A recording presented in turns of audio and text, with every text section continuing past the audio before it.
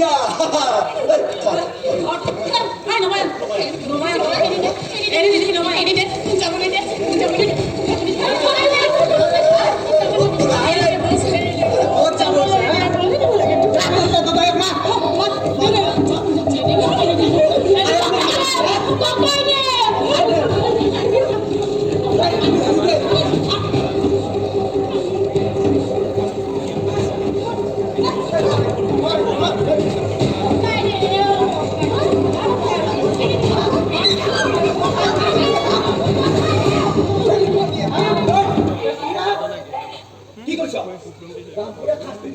বুঝিছো